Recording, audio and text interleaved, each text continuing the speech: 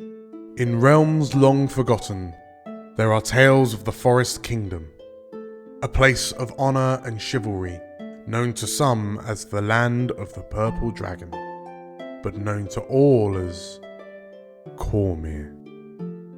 Hi, I'm Tilda, and I'm playing Hiram, a half-orc paladin. Hi, my name's Carl. I'm playing Catcher Donahue, human bard. Hi, I'm Julia, and I'm playing Badger, a forest gnome monk. Hi, my name is Anton, and I play Balthazar, a Warforged Cloak of Azuth. Hi, my name is Al, and I'm playing Slate, a changeling druid. Hi, I'm Matt, and I'm playing Zumbo, who is a halfling rogue/warlock.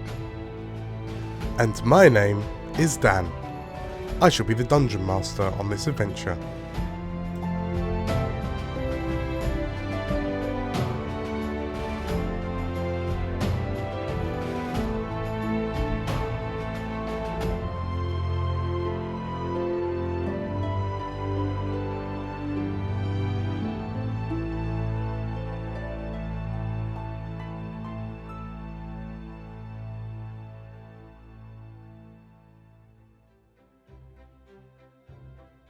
Ahoy, everybody! How are you all doing tonight?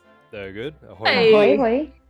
Yeah, all good, all good. We're a bit sparse on the ground, I've noticed. Yes, we're missing a few people. Yeah.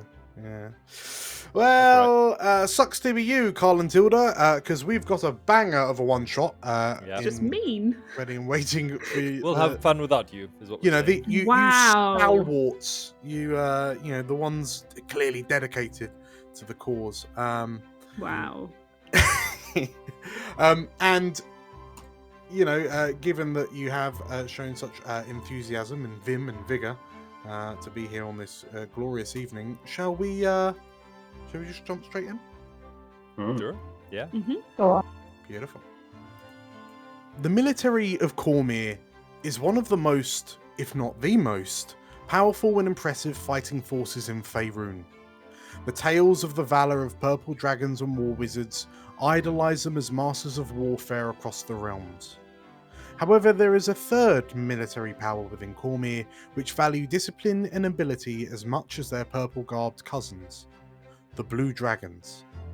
Naval defenders of Cormyr, the proud Blue Dragons sail the Dragonmere in search of pirates, monsters, and other threats to the crown.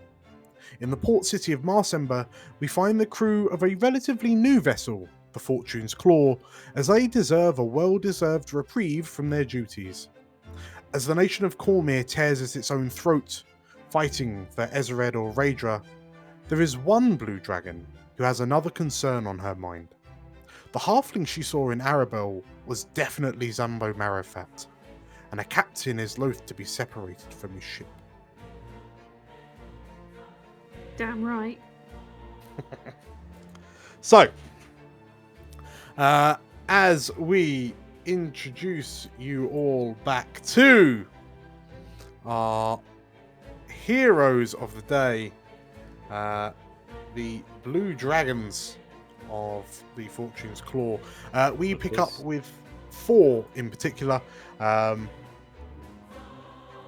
You lot have already played these characters before, way back when at the start of the campaign. So, if I could just very quickly, left to right, as we see on the screen, just get a quick run through of who's who, starting with Knowles. Nolg is a half-elf rogue. Flash navigator. Yes, navigator. Yes, the Navigator. Who didn't have much luck in the last time we saw them, but No, unfortunately not. No, came a cropper of a insidious Ublex. Oblex. That's the one. That's the name of the monster I used. Yes, the ship's navigator, Knowles. And next up, who are you, Subtle? Me? My name is Sator Brandok. I am, some would say, the gunner. Some would say an expert at all things explosives. I like 2 things. Fighting and Gertha, my beloved cannon. That is all. So, who is Reeve? Reeve is the. Have we agreed she's first mate? Is that what we've agreed? Yeah. Yeah. First mate of the ship, Reeve, a half orc, very kind of domineering and married to her duty and the job type character. Yes, absolutely. Very cool. Recently returned from Arabelle That's right. after seeing a family member, I assume? Sister, yeah, Sister, sure. in Arabelle, where she bumped into one Captain Zumbo Marrowfat in a bar, and Surely a ghost, a spectre. well, she was a bit apparition. surprised. That's true, yeah. The last she saw him, he was getting munched by a giant squid, wasn't By a kraken, wasn't it? he? Yeah. So yeah, she was a bit surprised to see him, given that in the prologue one shot we did, she watched Zumbo Marrowfat jumping into the maw of a kraken. Wasn't expecting to bump into him at the pub in Arabelle. And last but not least, who are you, Morton? Yep. So Morton is the ship's medic slash sawbones. Probably very work hard, play hard kind of attitude. Very sort of cynical and sarcastic, but totally committed to her crewmates. Sounds good. So, yes, these 4 individuals, you are only 2/3 of the important crew of the Fortune's Claw. The ship's cook Booth and the ship's wind mage Adremides have taken their leave elsewhere, but the 4 of you have decided to primarily stay in Marsember. And so we pick up with you lot. In the sea! Yeah, going for a swim. Lurking about the naval dry dock, just adjacent to the Starwater Keep, and well, specifically Knowles, Booth, Knowles, Subtle, and Morton. We find the three of you there specifically, just kind of minding your own business. Ever since you came back from your recent, series of patrols, like the most recent leg of duty that you've been performing, you've noticed that the air of Marsember just feels different. There's noticeably less purple dragons about. You get the feeling that the Marsember Watch, the villains and crooks, all of them, they've really kind of become a lot more boisterous and confident now that they feel that they pretty much have the run of the town.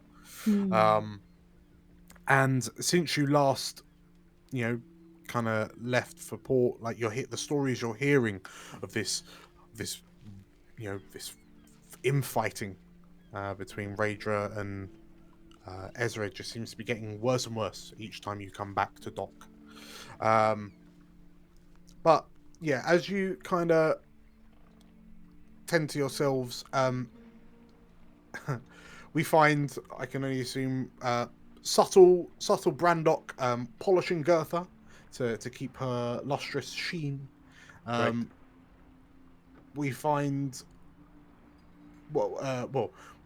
we find Morton probably knife juggling, knowing Morton, and turning the air blue around her with her fruity words, and Knowles striding over, smoothing out the wrinkles, the creases on her skirt, because she won't have time to go home before it. But there is a date going on, because what you've discovered, there are newsboys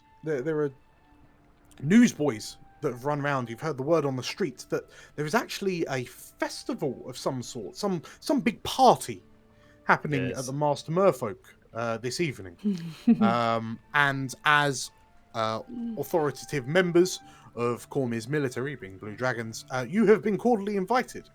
So Knowles, it just, the stars aligned, as you thought, you could probably just schmooze with your date at the Master Merfolk instead. instead of whatever grimy Marsember venue you originally had in mind. 2 birds in 1 stone. So Right. we're on a night out, right, Dan?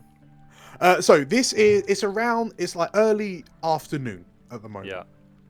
Yeah. So there is some time to kill, and as you're wondering how you're going to kill them, we find always the wonder. hurried approach of a broad-shouldered and imposing silhouette of a half-orc woman. And as you all look up and see Reeve striding towards you, you notice that there is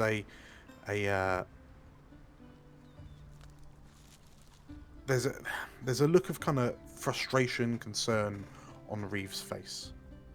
Hello, Reeve. Hello. Dan, would Reeve have just come back from Arabelle at this point? Or has she been back for a while? Truthfully, probably only recently would have arrived back.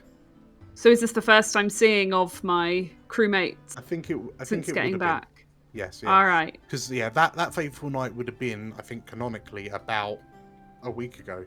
And with slow travel and visiting a few spots on the way, it probably took you about a week to get back. Okay. Yeah. I'll greet my crewmates and get pretty much straight to the point. You'll never guess who I met in Arabelle. Did you him in Arabelle? It was you're not going to believe it. It was that slippery little barnacle of a Captain Zumbo Marrowfat who we last saw sinking into the bottom of the ocean in the belly of a kraken.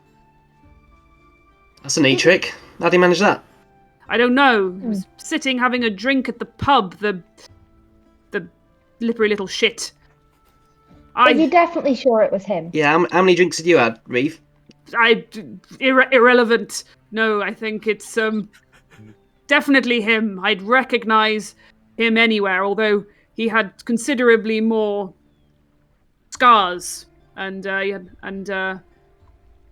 had a wooden leg, which I'm pretty sure he didn't have last time we saw him. So clearly, the Kraken gave as good as it got, but somehow he's back. And for my money, he'll be coming back for that. And she points across the shipyard.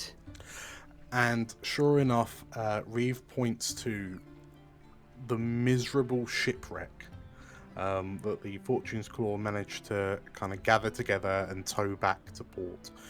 Because that vessel was originally a chartered ship of the line before it was borrowed by the valiant Captain Marrowfat. Unfortunately, it is also the victim of a Kraken attack, so there are bits of it. Many of the timbers are broken. The mast is gone.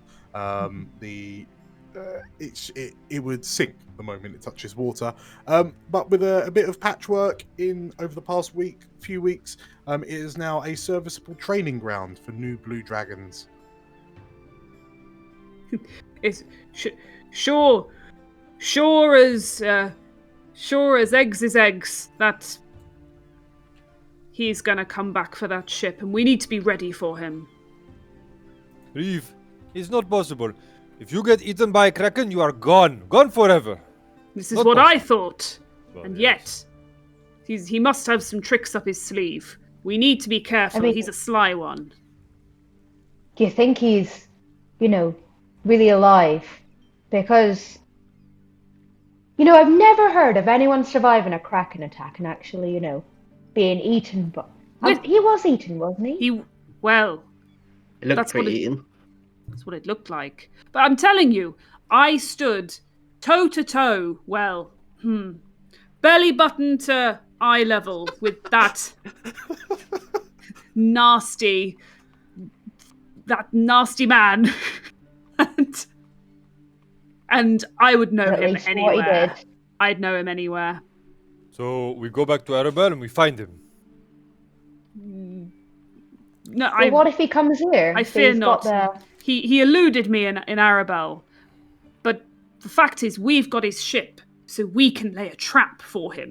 What What did he allude to? Never mind. It's okay. Okay. Sorry, boss. Are we not? We're not meant to be on shore leave here. I just feel like Now this sounds a bit much like work, to be honest. Now, come on now. Listen, my wonderful, brave crew. Come on, just think how good this is going to look with the captain. If on shore leave, we pull off this, we trap the nasty, rubbishy, slightly legendary Captain Zumbo Marrowfat. Just think, if we can pull that off, maybe we'll get a load more shore leave. You never know. I don't want more shore leave. I want to get back on the job, but you guys could have a bit more, maybe. Yeah, I could like shore leave. Yeah. Mm. Could have some more. How's that going to fit in with Knowles' date? And Of course. how's that going to fit in with us following around Knowles on a date? And I mean, Knowles dating? Well, yes. Who? What's this about a date, Knowles? Well, what I've done is, because, we were all hanging out anyway, and I thought, they could just come along with us. And, this is going to be great. You're going to love this one. Right. There is a big festival taking place tonight, and any blue dragons go free. Free? Free. I've heard there's free drinks. It's, booze, babes. I don't really, we don't need the babes, but the booze is there, and it's free for any blue dragons. I mean, to be honest, after the horrific, terrible trip we had, we did have a bad trip. We probably deserve this, probably more than anyone else on the whole squad at the moment. yeah, and Marrowfat might turn up there. You never know. Worth checking, isn't it? I mean, it does seem like the sort of place that you'd go. Apparently, it's not just for the Blue Dragons. It's all the hoity-toity elites of Marsember. So I thought I'd just tie that in with my date as well, because free and fancy. So free booze and babes, you say? Yes. I mean, babes for those who want them, but I think I'm more there for the boobs. Look, boobs.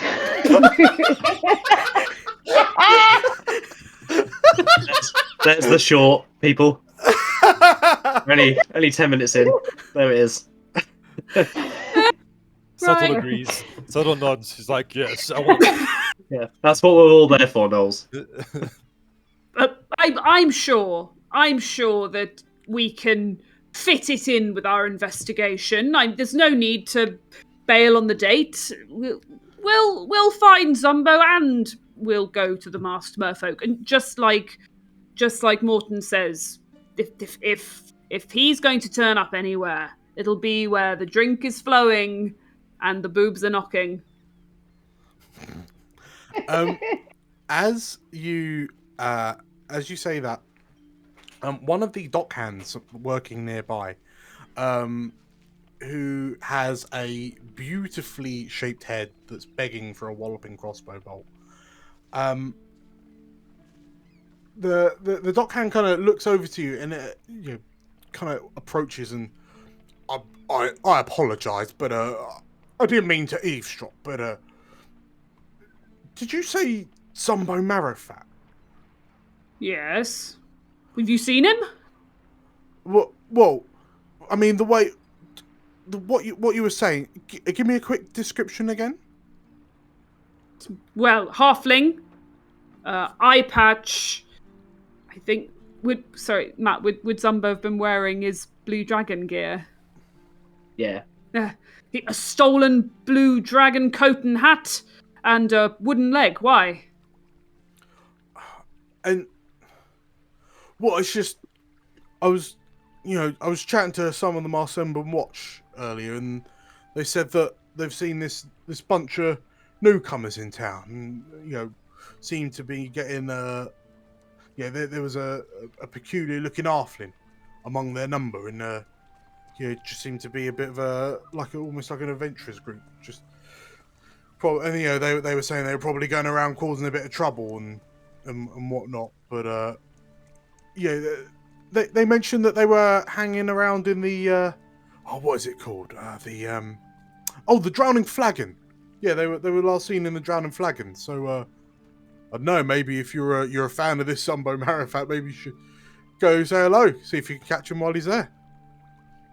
We're not fans of Zumbo Marrowfat. He must be brought to justice. Oh, I apologise. Well, I mean, you might want to take a few extra hands in, because what they were saying is that this halfling had some like company. There was this tiny pugilist.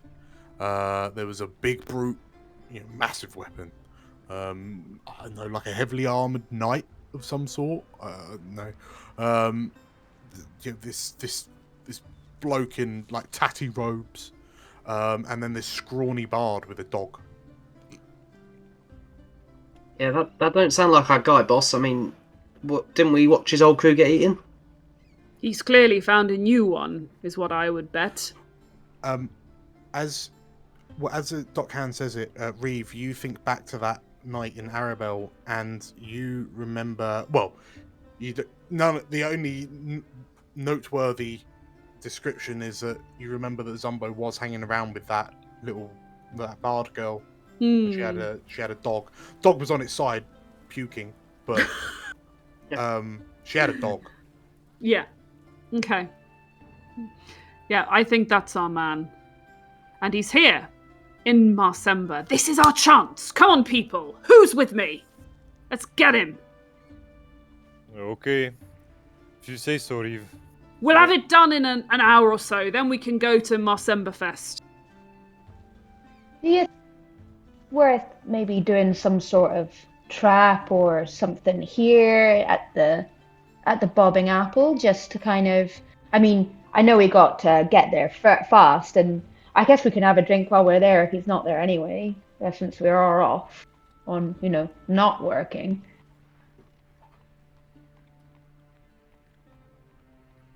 Reeve set it up so that one of the recruits who's training on the Bobbing Apple, if they see a group that matches the description in the dockyard, they'll send us some kind of message immediately. Like, I don't know if any of them can send a magical message or send a runner or something like that. You'll have runners, yeah, for sure. Yeah, okay, or so I'm messenger seagulls.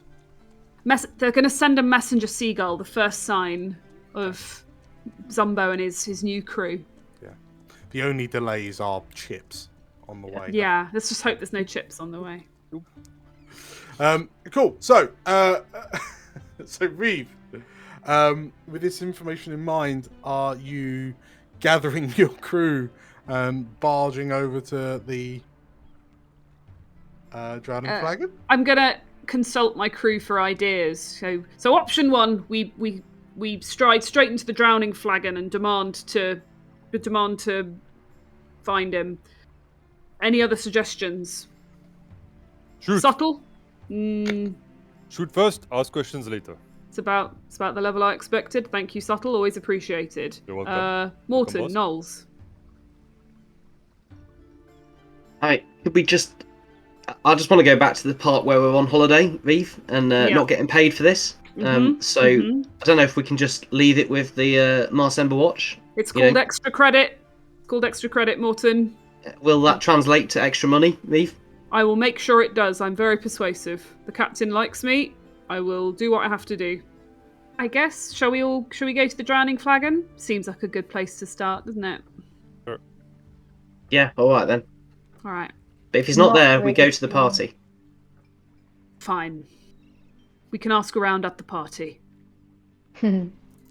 So, the four of you, some of you more begrudgingly than others, begin to work your way across Marsember towards the Drowning Flagon, and yeah, as the two purple dragons at the gates to kind of the docks and Starwater Keep, they give you a well, actually, purple dragons, they give you a sneer. Oh.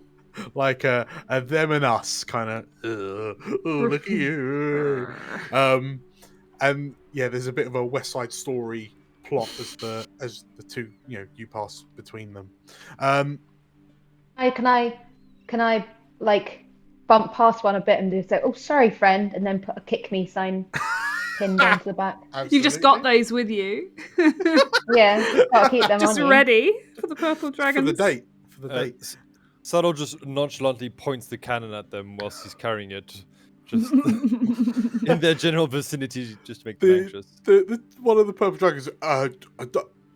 Shouldn't that be on one of the? And like he's looking at the ships, but as you wander into the streets with a portable cannon, and he's probably got like a cigar or a cigarette, just like in his mouth, just in front of the fuse where the cannon lights up. Absolutely, amazing. So yeah, as you exit out, it is quite clear that so now you're in kind of the city of Marsember proper. Yeah, it's noticeable that the Marsember Watch are kind of the ones in charge, because you can Reeve, you can almost feel the crime happening around you. It sticks to you like thick treacly oil. But as you cross the bridge to the south, go past the Barrelstone Inn, head southwest, and then cross the other bridge to the Drowning Flagon. There in front of you, it stands on its own little sandy kind of reclaimed island. This 3-story building in front of you, decorated the same as the other buildings. White stucco walls, slate roof, hanging a sign hanging proudly above the door, showing what appears to be like a flagon half submerged in water. And at this point that there's only one way off the island. Well, only 2 ways off the island, and only one of them keeps you dry. So yeah, Zumbo Marrowfat in this, he's got nowhere to hide. Ooh. Well, I mean, I guess there could be back doors that, when we go in, they could slip out the back or something. So we should be aware of that. Yeah. I don't know if I'd send one of you lot, I don't know, in through the back. We could do 2 in the front, 2 in the back, maybe. If anyone's up for that. What is our plan here, boss? Because if he has got his whole crew with him, are we just going to start a brawl? I mean, it didn't go that well for us last time. They're not going to start a fight in the middle of a pub in the middle of Marsember. We just arrest the man. Honestly, you acting like he's some dread pirate. He's just a little oik. I mean, your authority is absolute. And in actual fact, I've not actually mentioned it, but yes, you are absolutely correct. The Drowning Flagon actually has 2 entrances. So, one for locals and one for visitors. So, by all means, if you do a 2-pronged attack, you'll be able to pen him in. Right. So, I'm going to send Subtle and Morton round to the visitors' entrance, and Knowles, you're with me at the locals' entrance. Okay. Okay. Okie dokie, boss. So, as the 2 of you kind of go around the back, and the other 2 of you wait at the front door, Reeve, you wait for the sound of the door, boom, like the back entrance being kicked in, and then you hear subtle shouting. Nobody move! And he just starts detaining all the kitchen staff.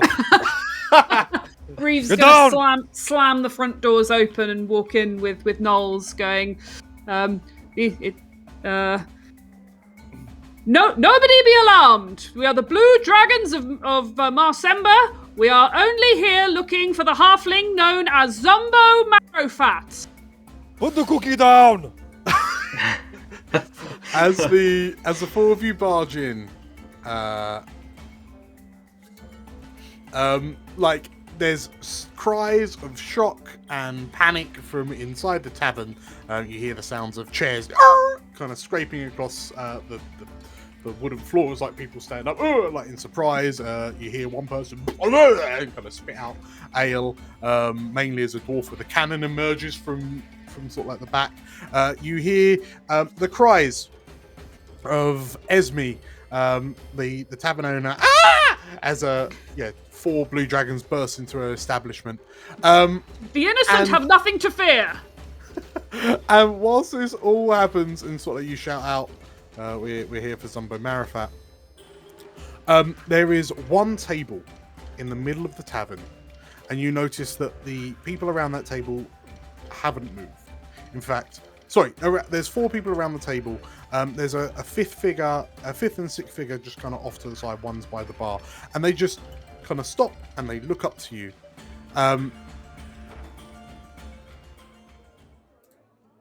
And one of them.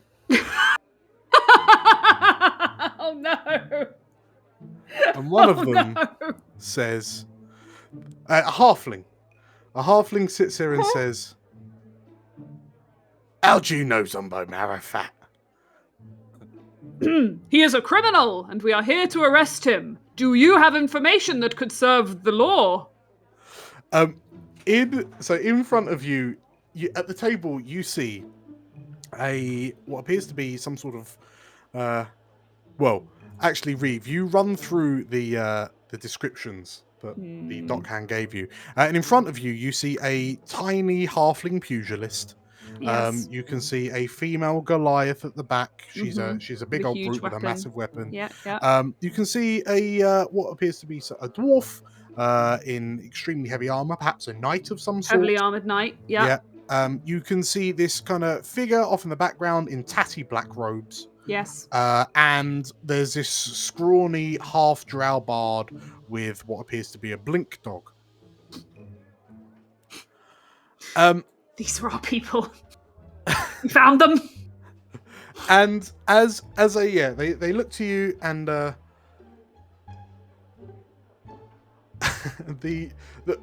Goliath woman kind of walks over from the back, and she towers over the table. She towers over you, and there's some distance.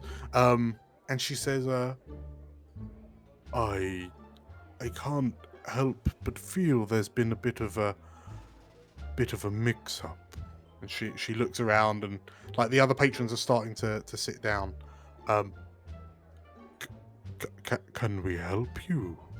You certainly can. You can tell me the whereabouts of Zumbo Marrowfat. Where is he right now? The sixth figure, which I forgot to describe, is what appears to be a red-scaled kobold, whose snout is barely above the height of the table where he's sitting, and like he peers up and adjusts some goggles on his face, and you notice that he's holding a bowl of some sort of gruel or seed or some sort, and there is a rat just kind of head over the side of the bowl just chomping away. And as you watch, a few more one more rat kind of appears from his coat and crawls around his neck and like around his collar and starts tucking into the food. And you Zumbo? Why do we know that name Zumbo? Says the little kobold. He kind of barks to the others. The half drow flicks his hair, and I believe he was part of that imitation group that follows us around sometimes, the Warhounds. You know of them, don't you? And the halfling kind of rolls his head, rolls his eyes, and yeah, those amateurs. What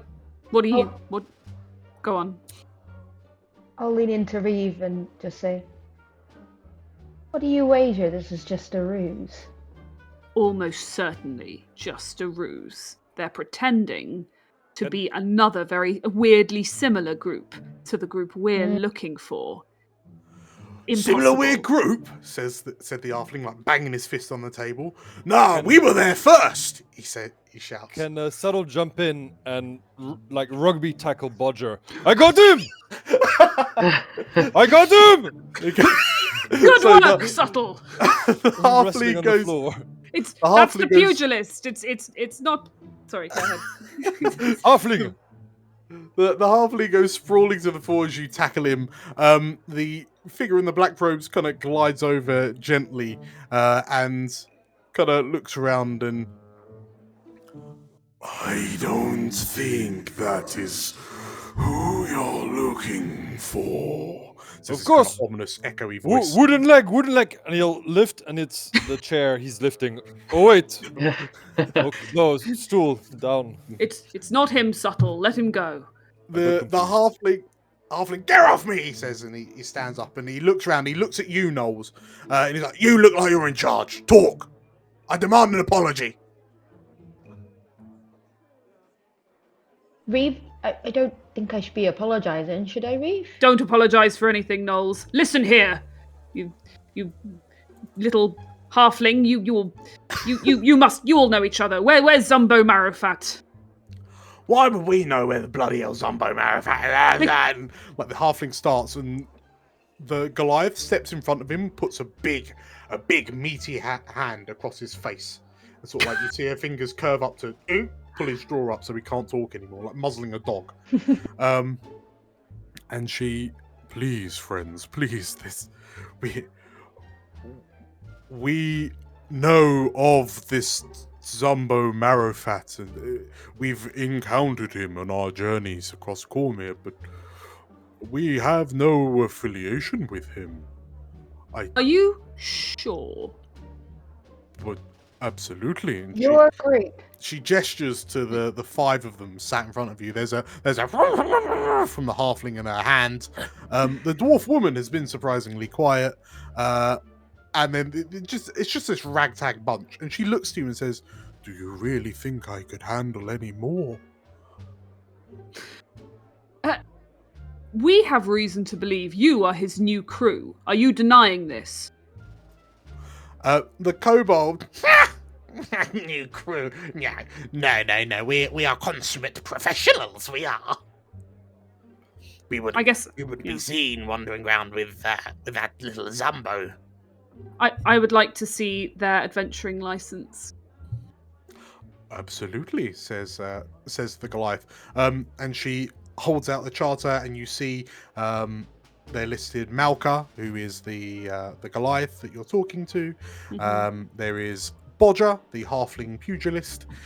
There is Midnight Raven, the half drow bard. Tabula, the unspecified warlock in the back. Mungo, the kobold inventor, and Mirren, the dwarven rune knight. Very well, I apologise. There has been a misunderstanding. But you do know of him. The kobold pipes up. Well, maybe we do, and maybe, He says, maybe we've seen them not too long ago. Got your attention, didn't it? he says, and he wiggles his goggles over a little bit. And he kind of steps up, like stands on the chair, and then climbs up onto the table, and then like his claws clack on the wooden top as he kind of walks to you, and he's still not your height.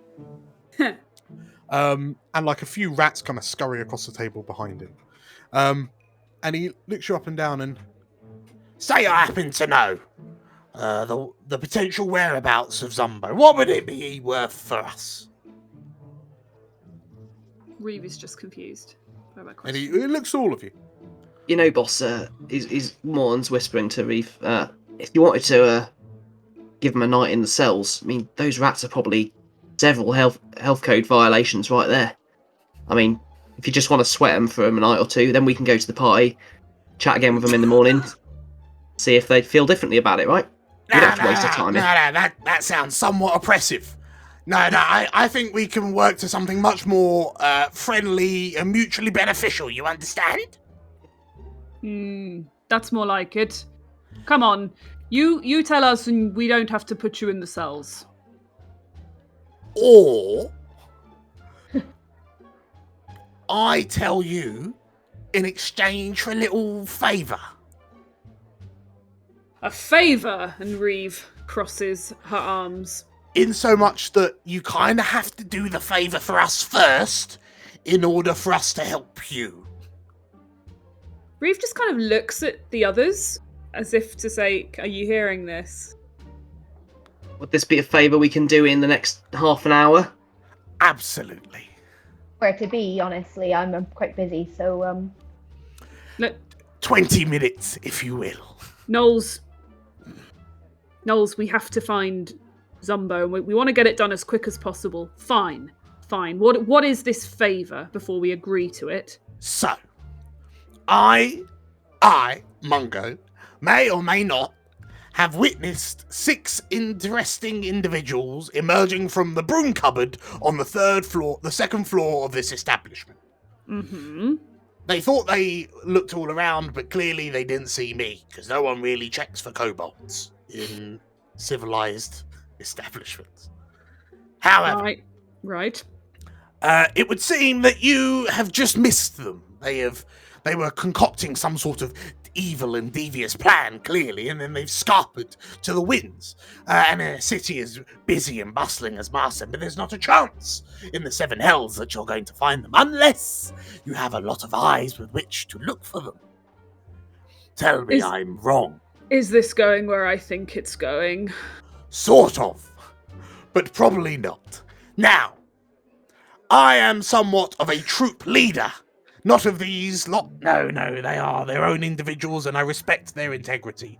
No, I lead a legion of soldiers. And as he says that, he bends down and he scoops up one of the rats. This is Jermaine, he says, as he holds this rat out in front of you. And the rat looks surprisingly calm, considering. And this one, he scoops another one, is Philippa. Now, Jermaine and Philippa are actually one of about 1,000. They are a large brood. Unfortunately, since we've been here in Marsember, I've woken up to discover that my brood has been diminished slightly. And now all I have left is Jermaine and Philippa. But if we were to be able to find Jermaine and Philippa's mothers, brothers, sisters, and cousins, then I can instruct them to move throughout the city and look for this Zumbo for you. How does that sound? Are you saying you have misplaced 998 rats? Give or take a few hundred. So you want us to find the rats, and then the rats will help us look out for Zumbo Marrowfat. They'll find him, and then they'll come and tell me, and then I come and tell you. If you help me find my rats, I will help you find your rat. What do you think, everyone? I would like to check that the kobold's being genuine. Yeah. Because it seems like a lot of effort for... Depends where they've gone, doesn't it? Slightly. It won't be hard finding rats, it's just whether it's the right rats. Yeah, that's it. There's going to be rats all over Marsember. Yeah, the whole city is crawling with rats. Yeah, okay, but yeah, good idea to check out how genuine he's being. Insight. Okay, so if I could have a insight. In fact, you know what? Let's just do. I'll do an open call to anyone who wants to insight this little knoll. It's only a 9 for Reeve. Reynolds doesn't seem to have rolled for me. Sorry, Dan. Subtle's at the bar drinking. Okie-dokie. So, it doesn't seem to have rolled for you. How interesting. Let me roll that for you. Oh, very good. 23. You can make all my rolls from now on. I'll just go sit over there. So it's hard to read the facial expressions of a small, almost dog-like lizard creature who's about 3 foot tall at most. Especially when he's got this like shit-eating grin and a pair of goggles, like opaque goggles hiding his eyes. However, Morton, as you kind of scan the other 5 adventurers, and you saw the paper, you understand that these adventurers are part of a company called War Dogs Inc. Like the looks they're giving each other imply that this kobold isn't fibbing. Like they're all kind of rolling their eyes because it's effectively like, oh god, what's he getting us into? But you don't see any kind of shiftiness among them.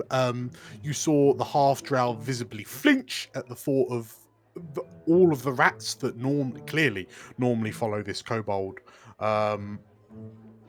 Even the cocky halfling hasn't piped up, although he's still kind of he's still muzzled by the Goliath, to be fair, but he's stopped fidgeting. So you just got to get the feeling from the rest of them, if nothing else, that this kobold is actually being dead to rights truthful. If anything, it seems like there might be some sort of rivalry between the war dogs and this war hounds, whoever they are. I'll probably feed that back, I guess, and maybe say, yeah, as much as I hate to say it, boss, it seems like he's on the level. I don't know whether... Like, he's clearly not a big fan of this Zumbo. Why don't we just offer him a reward for capturing him, and we can leave him to it. Maybe they'll kill each other off. Now, Morton, it sounds like you're trying to shirk your duty. I wouldn't dream of it. You know what I always say? Those who shirk their duty shirk their promise and opportunity. You do always say that, Reeve, yeah. I say it a lot, yes. A lot, yeah. Now, you look like a woman of promise and opportunity to me, Morton. Do I? Always do. Come on. Let's have I no feel more like of this. a woman that wants to get drunk, Reeve. We're going to find some rats, and we're going to go to a party. You understand?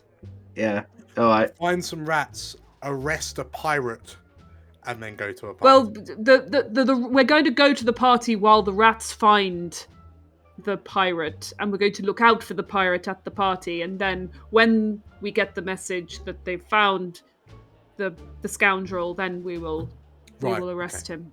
That makes considerable So I'm going to leave instructions with Mungo that, well, first of all, we're going to find out more about where to find these rats, and then the instruction will be, once we've found the rats and returned them, we're going to go to the Marsember folk, and any messages can be directed to us there. Because we are technically on shore leave. Like, Mungo looks to you and... What? Wait, what do you mean? We're coming with you. Oh, that wasn't the deal at all. What? Yeah, we're going to come with you. I mean, I'm sure that you are all valuable individuals in yourselves, but I think you underestimate just how important these rats are to me. And I need these 5 for protection, you understand? Fine. Okay. Let's go then, quick. So, the 4 of you, the 6 of us, and Jermaine and Philippa. We're all going to be one big happy team. Reeve is a big believer in cooperation. It's on her character sheet, so... Knowles and Subtle, what are you making of this? Like, Subtle first, what are you making of this? So I was at the bar drinking. Good point. Well made. Knowles, what do you think of this motley crew? Well, I think that Knowles would think we want to get it done as quick as possible, so the more the merrier. Also, I will not be touching any rats in my nice new skirt. I do not want to get it dirty. Whilst I am trying to save on a nice date, it is going to be a nice date, and I don't want to look bad for the nice date.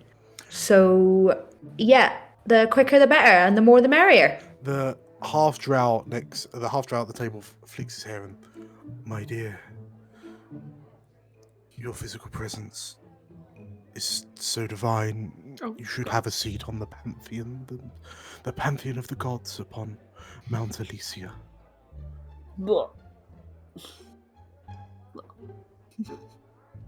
I mean, that's quite nice of you. But I mean, if we are going to be doing this whole rat scouting thing, maybe we can just keep it to that. I've kind of got places to be tonight, and sorry. The half drow nods. Absolutely. As you say, you have a date, a soul blessed with such luck. He must be blessed by Timora herself. But I was just wondering, have you known this date for long? Well, yeah, we caught eyes on the across the harbor one day, and would you say it's a single note on the heart? Would you say it's serious?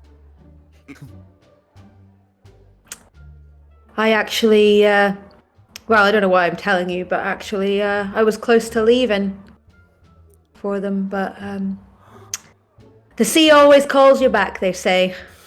The sea is the world's greatest mistress. Absolutely. Perhaps you've just yet to meet someone who can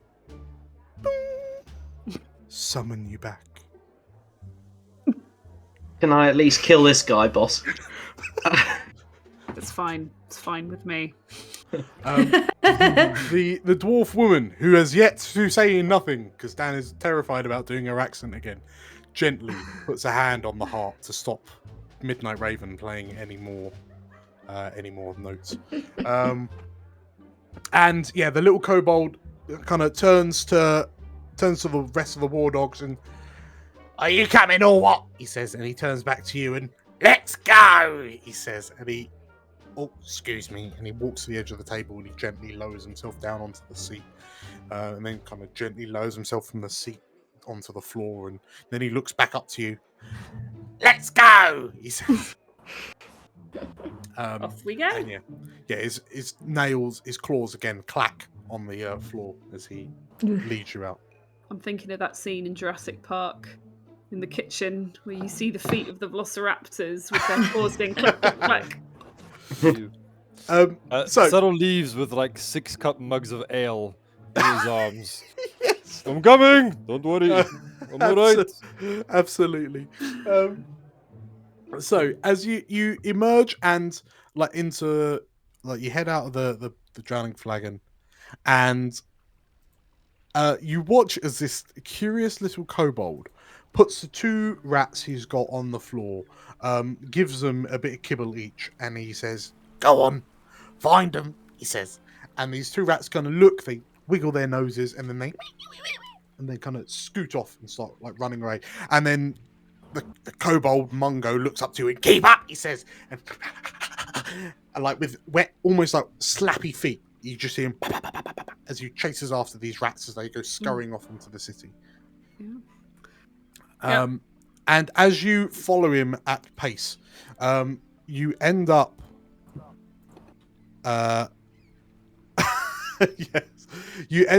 kind of crossing the bridge back onto the island with the Barrelstone Inn. You then keep on going northwest, crossing another bridge onto the mainland, which is kind of odd, but it's, maybe it's a bit weird for sailors to be on solid ground. But you notice that the buildings are a lot more impressive looking, and there's a lot more kind of the class of citizen that you're passing increases dramatically, and you know this because you hear "Ah!" as these rats and a kobold kind of just start running between the packs of noble women and merchants. But sure enough, you every so often the rats stop, the kobold stops, he like kneels down, it looks like he's talking to the rats, and then he gives them a bit more kibble and "Onward!" he shouts, and you carry on running. And they kind of get to a crossroads, they sniff around, you see a horse kind of freak out because there's a rat running by, and then the rats kind of shoot between 2 buildings into an alleyway, and before long they emerge at what appears to be a small little secluded like private dock. And looking around, like it's a lot of kind of warehouses and the like in this area. But the two rats just kind of stop. They sniff the ground, they sniff the air, they sniff each other. And then you watch as they run over to what is effectively a manhole cover on this dock, and then they just kind of start. One of them starts scratching at it. The other looks up at Mungo, this kobold, nose twitching. And the war dogs follow in behind you, and yeah, oh boy, the black hooded figure, the black robed figure, kind of wafts in last place, and I believe we are at our destination. In the bloody sewer. Is that what you're saying? Malka, the Goliath, kind of looks to you and... Well, truthfully, were you expecting rats to be anywhere else? Morton will just kind of pat Knowles on the back and go, "It was a nice dress." Yeah, I object. Can't... Well, whatever we can do, we have to do it up here. So can you just call them up if these rats can find them and know where they are? Then surely they can tell them to come up, and we'll all be on the way, sorted. I really don't want to be getting down there. I can't actually be near sewage. It's just not going to work out for me. Mungo, the kobold, kind of puts his fists on his hips, and he stood on the manhole cover, and he's tapping his foot, and there's a ding, ding, ding, ding from his claws on the metal, and he looks to you and he says, "That sounds like a lot of no from someone who needs our help." Tell you what, you know what? If you've got any sort of, I don't know, rags or extra clothes, if you can just pass them on to me, then we can all get going. The war dogs look to each other and I don't know. Have you? No, I'm afraid not. Knowles, I got this if you want. I mean, I used it to clean Gertha, but it could work. It's a bit. Oh, I don't. Here you go. I give Knowles a rag. Oily, dirty rag. Oh no! Is there one side that's cleaner than the other, so you can just wrap it around yourself like an apron or something? I don't know. How big is it? As big as you want. Brilliant. All right. It's his duvet. All right. I guess Knowles will find a place to do a quick change and try and find somewhere to stash the new skirt that she's put on. It might actually be part of a sale that Sarah has stolen to clean Gertha that is now being used as a... Yeah. Reeve, you take a moment, you look at this cloth, and it's dirty and it's creased and it's worn, holes worn through in places. But you do remember there being that mask, that sail you had to replace because there was just a square cut out of it. Subtle. Yes. We need to talk later. Okay. About what? About proper use of ship supplies and equipment. Okay, no problem. Good. To be fair, it's helping us now, so So as the four of you are discussing this, you notice that the kobold has whistled and kind of clicked its fingers and beckoned the Goliath over, who just rolls her eyes, and she lifts the manhole cover with the kobold still on it, and then donk, kind of plonks it to the side. And she looks to the rest of you and I guess we'll go ahead to make sure there's nothing going to eat us down there, she says. And you see her try to break a smile, but it feels like the most flat delivery of a joke you've ever experienced. And you're teamed up, you have Adremides in your team, on your crew. So yeah, this Goliath has to really pull her shoulders in as she squeezes into this manhole cover, and you watch as she disappears into the into the tunnels below, and one by one, the war dogs disappear. The 5 of the war dogs disappear down the manhole cover until it's just Mungo the kobold stood on this manhole. After you, he says. Come on, team. Subtle will go forward and say, 1 small step for man, 1 giant leap for Subtle. Go. Okay, so you hear there's a panicked cry as Subtle didn't wait long enough for the person on the ladder to finish climbing down. So there's a bit of a crash and a bang. And who's going next? Yeah, Morton will go next, but she's glaring daggers at Reeve. That's fair. It's fine. Remember, this is all worth it to catch Zumbo Marrowfat. Actually, she'd probably dip into her medicine bag and pull out some smelling salts that she uses to revive the crew, and just gonna put some under her nostrils and then offer them to everyone else. God, the smelling salts are less bad than the sewer. That's saying something. Yeah. I think Knowles will take that and then just look at Reeve expectantly, just trying to see if there's any kind of opportunity to get out of this. No. Fine! Alright.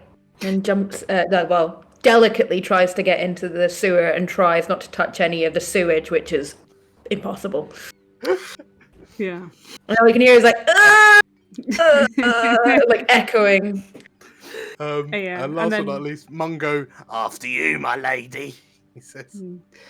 Don't call me that. And Reeve jumps down. The kobold latches onto the back of your head, and effectively has you carry him down into the sewers. Jeez. Jeez.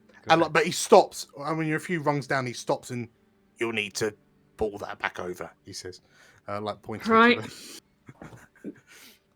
Pulls it back over. As you pull the manhole cover over, and your world gets considerably darker as you head into the sewers underneath Marsember. Let's grab a 10-minute break. Okay. Oh, cool. See you all in a bit. See you in a bit. In a bit. This is fine. Yeah. It's going pretty much how I expected, to be honest. Very good. Right. See you in a bit. See ya.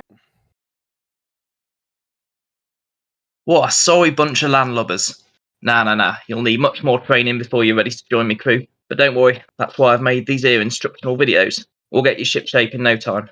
All I need you to do is to give this one a like, and then subscribe so you won't miss the next one. Zumbo out. Welcome back, everybody. Hello. Hello again. You made it all back. I am very glad. I was worried that some of you were going to chicken out of the sewer encounter. Very smelly. No. Happy to see you all here. So, yes, let's just kind of jump straight in. So, as you all descend the ladder into this sewer,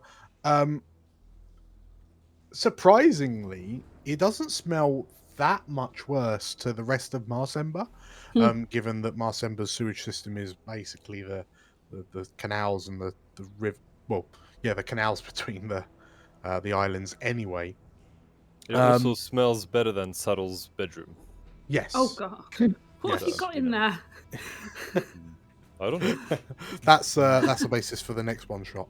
But sort of as the 4 of you, as the 4 blue dragons kind of climb down, you can see that the war dogs have already kind of spread out across the pathway. You can see that there's a stream of kind of murky effluence kind of separating you, and Midnight Raven. So the half drow, his face is a sight as he every so often you can see him going and sort of gagging at the smell and desperately trying to cover his face, cover his nose. Interestingly, no one else seems to be reacting all that much to the smell. Mungo seems to be almost reveling in it. But yeah, as Mungo descends from your shoulders, Reeve, and kind of skitters across, splops through the sewage water. You see him he holds his arms out, and 2 rats come out of the ends of his sleeves as he deploys Jermaine and Philippa, and they just kind of skit around. They sniff about. You see one of them kind of run off, find a patch of something on the floor, and nibble at it a little bit, and then the 2 of them kind of skitter off, and yeah, the war dogs kind of look to the 4 of you expectantly, and Tabula, the black-robed figure in the background, says, "We will let you 4 take the lead. These are your sewers, after all." Reeve? Why are we here again? There's no beer here.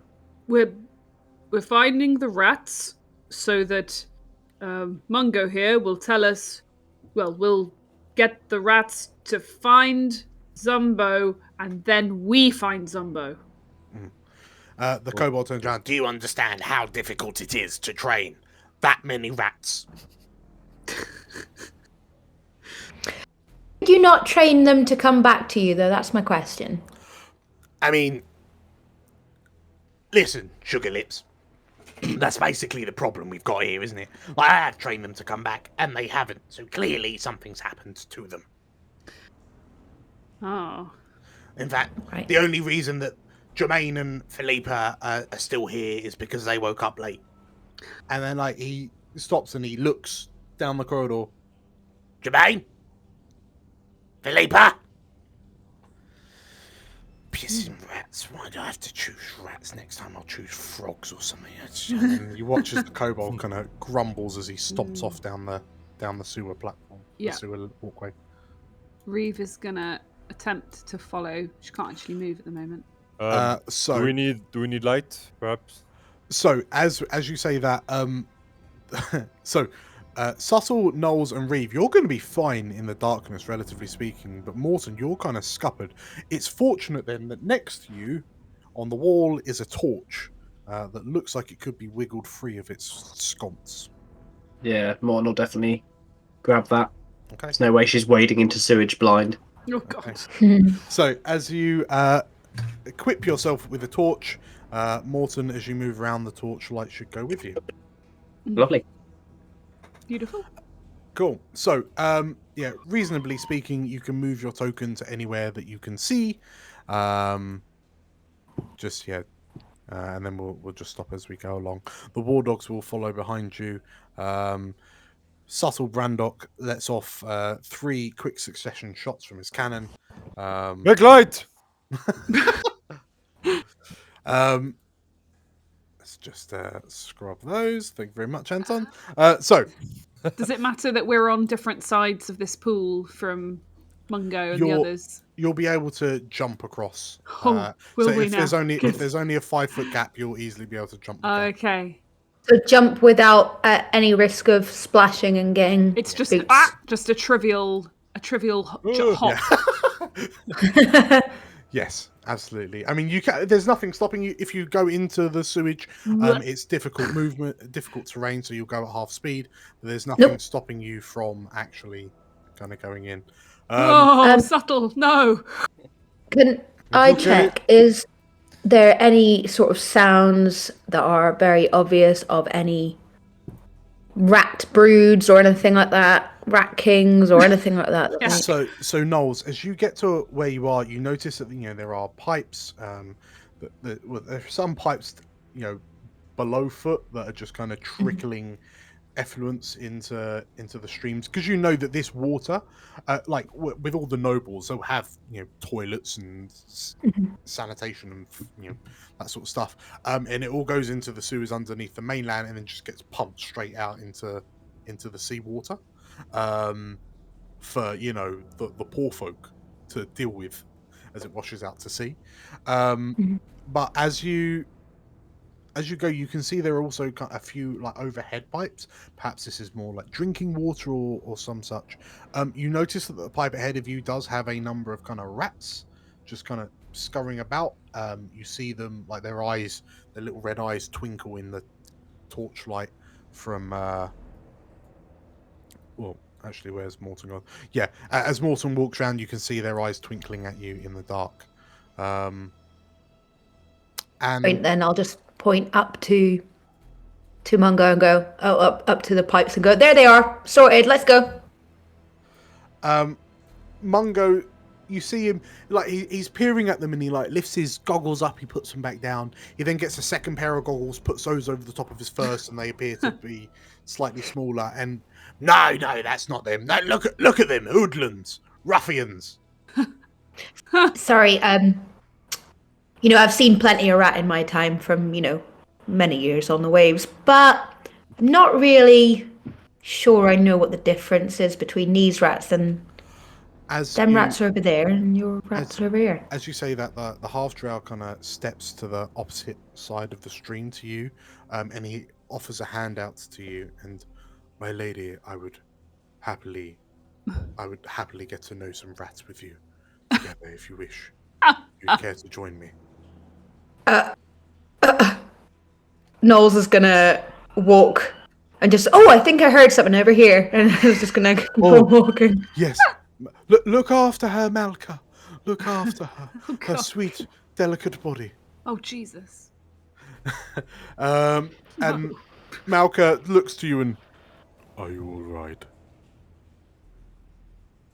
Does he always like that? Do we, is there ways of, So watching the 4 war dogs on the other side just kind of wandering off, Malka watches them go. She turns back to you and slow nods. If he wasn't so useful in a scrap, and she shrugs her shoulders. And this way, I think there's a crossing up ahead. Oh. Great. Why are you shooting your gun? Make noise! Oh, sorry, make light! I think we're gonna... So where is it you guys are heading? Are you heading south or off to the west where we are? Well, Malka kind of hurries along. The rest of the war dogs are also hurrying along. As you kind of get to where you are, Malka, Knowles, you can see that there's a tunnel that runs south. And sort of like below, on the other side of the pipe that runs overhead, and you can see a single rat kind of watching you from up top. You can see what appears to be a boat, like a small rowboat, just kind of moored up. Malka points it out to you, and this is peculiar, she says. Hey, baby, Zumbo's down here. And Malka, like looking on, you see that the stream, as the stream goes further south, there is a heavy, thick iron gate that bars the way. But it appears that, but like on the other side, you can, like off in the distance, you can see the light of the coming in from the sea, like the harbour further down. So clearly, this is an entrance of some sort, and this boat is moored here. Who sails into a sewer? Malcolm mused. Knowles will definitely hop over. Splop, splop, and splop goes Brandock. And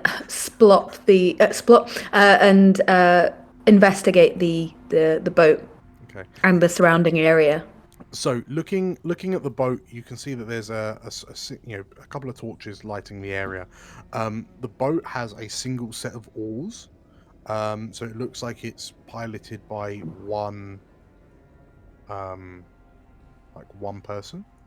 And then looking around, you can see that there are a number of cages in the nearby area that, upon you take one look at them and kind of realize they're the sort of cages you'll see rat catchers use.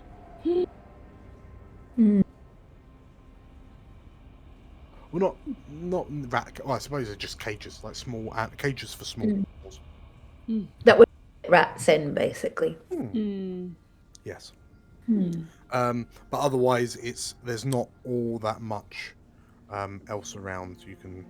It's primarily the boat and a couple of these cages. Only a few, like 2 at most. And can I just ask, is the boat all sturdy, seaworthy, usable? Yeah, the boat itself looks like it's in surprisingly good condition. And it's good size for a half elf. Yes. Well, yeah, looks like a standard medium-sized humanoid would fit in this. It's just a boat for one. It's almost like a single rowboat. Might get. Well, as the ship's navigator, I guess this is probably quite a good thing for me to have. I'll get in and I can tell you where to go. You notice that the ship is like padlocked to the post.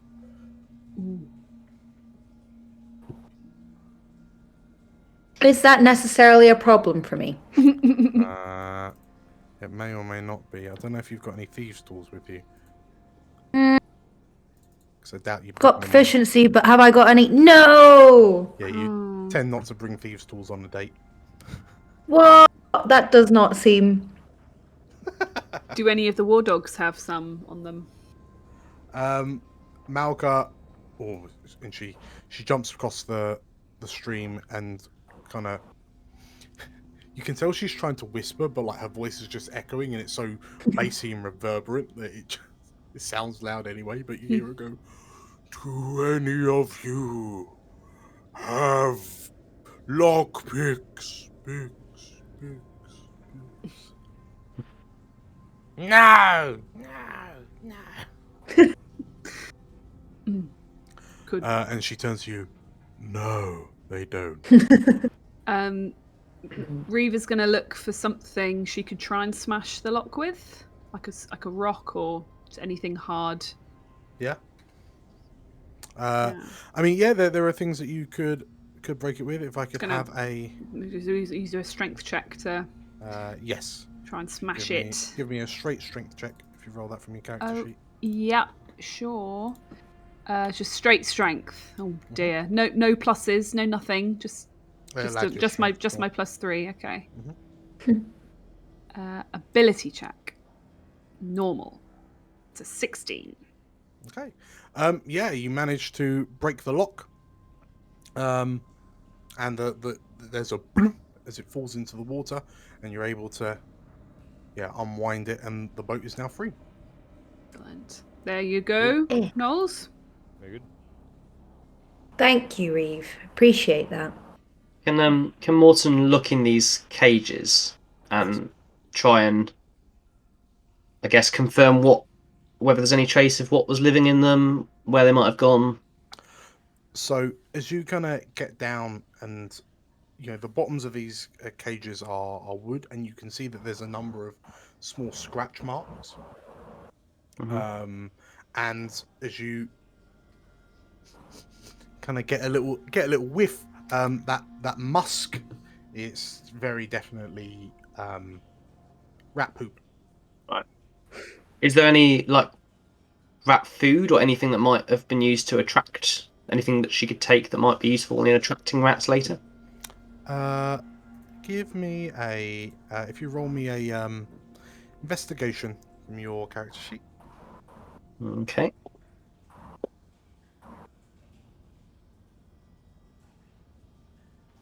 Okay, with an 8, unfortunately not. No, you have a little look. It seems like these cages are like spares, or I mean, you kind of get the feeling that there will be some sort of bait or kibble or whatever, but perhaps it's elsewhere. Doesn't look like there's anything here, boss. So as you say that, there's a splooshing as Brandok is doing laps in the sewage to the north. But the war dogs have continued on, and as they kind of get a bit further up, Brandok, as you join them, the black robed figure stops and What's that up there? He says. And as Malka kind of joins you all, like Mungo, you see. Sorry, Tabula's on the other side. Yeah, Tabula takes a few more steps. And as Malka catches up, the figure Tabula turns and there's a door on the other side. Where? I can't see it. And sure enough, as the warhounds all shuffle along, you see there is a door. Morton, you've just passed it. Oop. Oh, there is one. Yeah, right. So, right yeah, here. Brennan's too short, you can't see above. In your immediate vicinity, so you see that there's a door on the southern wall. You see that there's a tunnel that goes off to the north, and you can hear the sounds of like much louder sounds, much more echoey, reverberant sounds of water dripping onto a watery surface. You can see that there are peculiar kind of this peculiar vegetation on the corner up ahead of you that is glowing ever so slightly. It's slightly fluorescent. But you can also see that near this door there are more rats on like skittering around. They kind of run away as you bring the torchlight with you, Morton. And you can also see there's a number of crates stacked up against the wall next to this door. Do I recognise any of the vegetation there as having like medicinal properties or anything? Yes. Well, actually, tell you what, let's go one better and ask for a nature check. That's what I was fishing for. I'm actually quite good at that. Quite good at that. All right. Splop, splop, splop goes Brandock. Absolutely. So from the leaves, so if you'll be able to take these leaves, and if you eat them, you will gain some. It has some medicinal properties. It's not like a potion of healing. But you'll get D4 plus 1 temporary hit points if you munch on these leaves. Okay, and how many am I able to get? You manage to forage 3 uses worth. Nice, that's good. So you can also, if you're using them, you can, with your first aid skill, you can apply them to other people as well. It's penicillin. It's basically penicillin. Yeah, it's mold. It's glowing mold. Eat it. Nice. Yeah. It's good for you. I might not make people eat it now. I might save that. But so the where are my other? I've lost a war dog. Oh. Bodger's up near the entrance. Oh, is he? Silly Bodger. Silly Bodger. Okay, so the 6 warhounds gonna look to you 4, and they look at the door expectantly. But yeah, and Bodger kind of nods his head and we'll keep a lookout, yeah? Subtle. You know what to do. Morton's going to back away from the door real fast.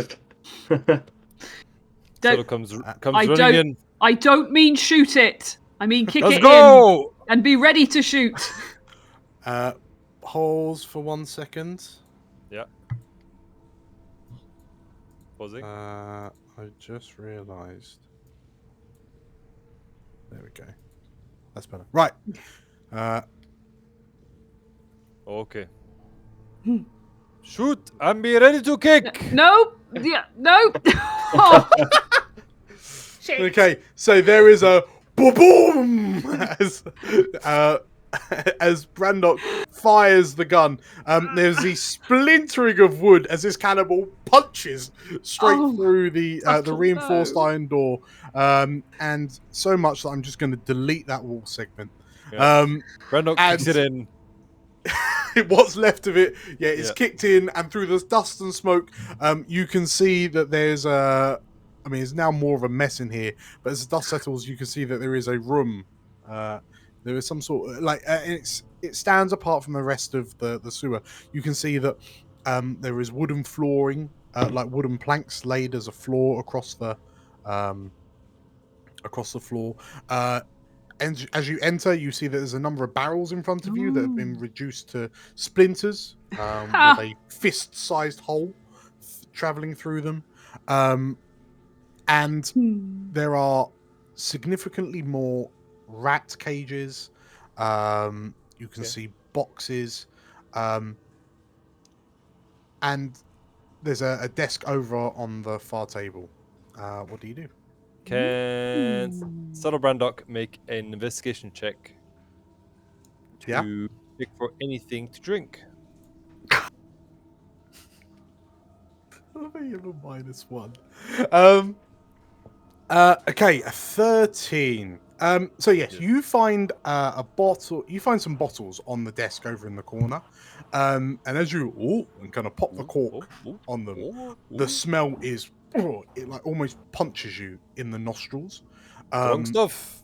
And I like it. From where you are, Morton, as Subtle pops the cork, you immediately recognize that that's like 100% like alcohol. Like that is like cleaning, the stuff you use to sterilize wounds and whatnot. Like that will kill a man if you drink that. But not a dwarf.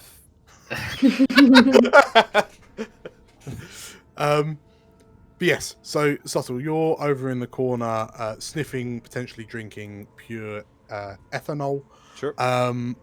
What's everyone else doing?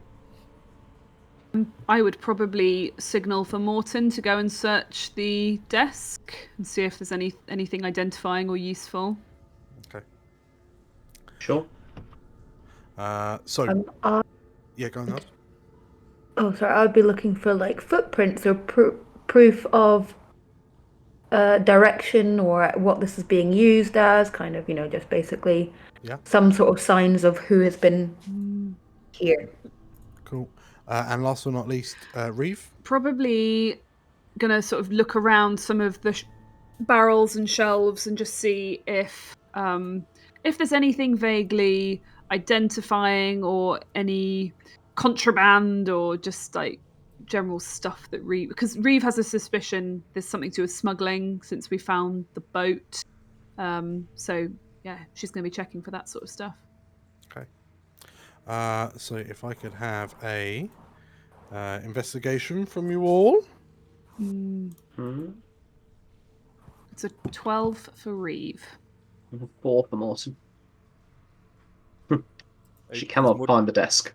Is Morton trying to avoid sort of poisoning himself? Yeah. I think she's distracted. She's trying to convince you to sip it rather than just down it. Noel got a 20. Ooh, nice. Very good. Speaking from experience there, Morton. Yeah. Okay, so 4, 12, and 20. So, you... Okay, Morton, as you, like, it's hard to keep your eyes open. Like near the fumes coming off that bottle, and like they're being wafted every time he goes and takes another glug. So you're not able to like the only thing keeping this dwarf upright is his famously dwarven resilience. Reeve, as you look around,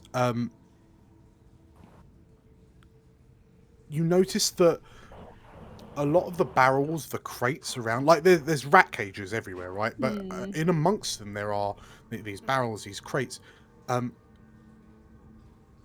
it takes you a little while, but then you notice that some of them, like you see it, but you don't notice, you don't kind of make anything of it at first, but you notice that there's like the seared, you know how they'll kind of in lieu of like labels, they'll just burn sigils and whatnot into the sides of crates so you know where things came from. You notice that a lot of these crates come from Westgate, which is that kind of, Tortuga-esque, piratey, like mercantile city to the southwest on the other side of the Dragonmere. So that's not that unusual. It's a busy trading spot. But then as you look around, it dawns on you that loads of the crates and barrels are from Westgate. And specifically, they all seem to be branded with the same shipping company. And if I could also ask for a history check. Okay. Right, hang on. I'm just gonna double check my feature. No, it's only for my allies. That's fine. That's fine. Wondering if I could add a d6 to this, but I think it's just going to be straight roll. 18. Okay, perfect. As you look at this symbol, this Westgate Trading Company, you remember that it's the same company that sent the crate that contained that ooze that was on the ship. Oh, on right. the maiden voyage of the Fortune's Claw. Huh. It's the same company. That's not good news. I tell the others what I found. Okay. And make a connection to that creepy Oblex thing that was hiding in a similar crate. And Knowles, as Reeves starts saying this, you've kind of zoned out because you're looking around and you're looking it's a bit difficult because the four of you have kind of started to scuff them a bit, but you notice that your footprints aren't the only footprints. But looking around, there only seems to be one extra set. And the telltale signs from the way that it's someone quite relatively kind of light on their feet, but at the same time not confident on their feet.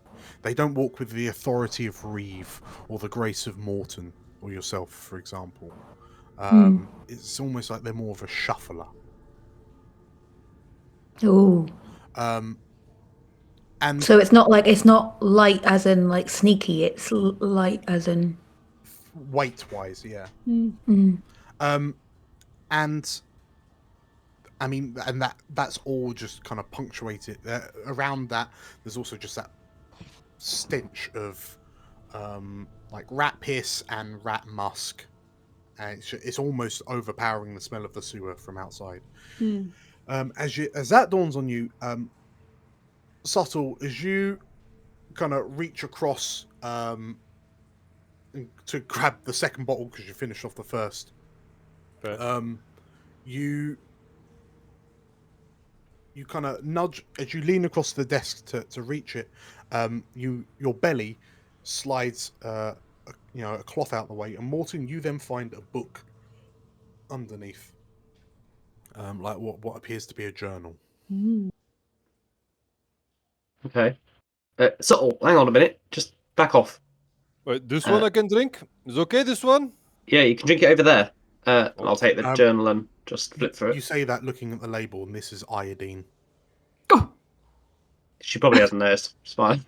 He can handle it. I've had this one before. Good vintage, yes. Iodine. That's where my supplies have been going. So oh dear. The book itself is, the pages are they're warped. It's clear that they're damp to the touch. They're heavily stained.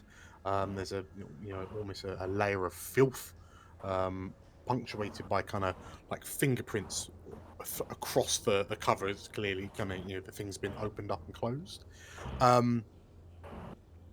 And the conditions around you, the damp conditions, have, for all intents and purposes, ruined the first chunk of this book.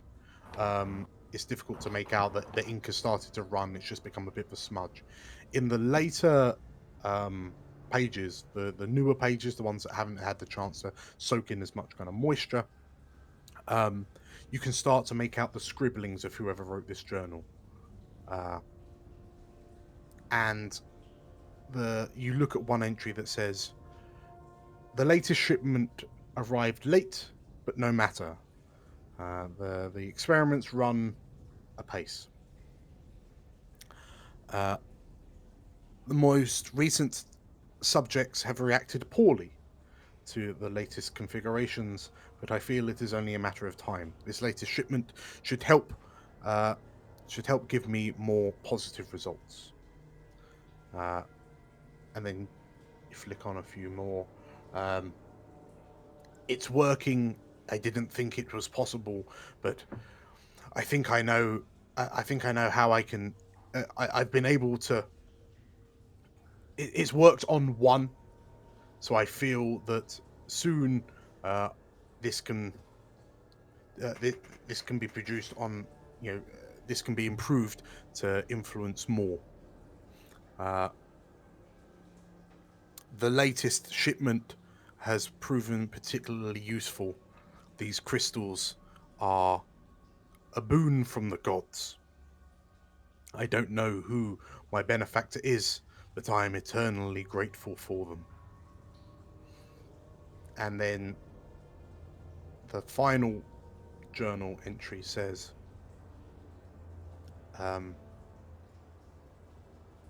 "Once again, they have spurned me. The scratching and the itching, it never stops, and those I would turn to for help have denied me. I will show them. I will show them all. No one can deny the king his rightful place." I think Morton will, having read that, curse colourfully. Boss, I don't think it's smugglers. What is it then? Some nut job. Talking about experiments and subjects and something that sounds like it's going to take more than an hour. Experiments on what, though? The rats? Maybe. Wasn't quite clear. But he doesn't seem all with it. As you say that amongst yourselves, you hear, "What have you found? Be quick about it. We haven't got all day." It's mine. I'm not going to share. I'm sorry. It's mine. As the four of you emerge from the room, you can see the warhounds kind of looking around, and they seem to be a bit more nervous than they were before. But yeah, Mungo the kobold is looking at you expectantly. "Did you find anything fun?" Well, it depends on your definition, I suppose. Here, Reeve, take a look. And yes, Reeve, as you look through this journal, you can only see the last few pages, but yeah, it doesn't sound promising. I'm going to share that with Mungo in particular. The kobold takes a look at it, and you see him kind of flick through the last few pages, and I mean, I don't understand what's so impressive about a book. Have you read what it says? What's that got to do with my rats? It talks of experiments.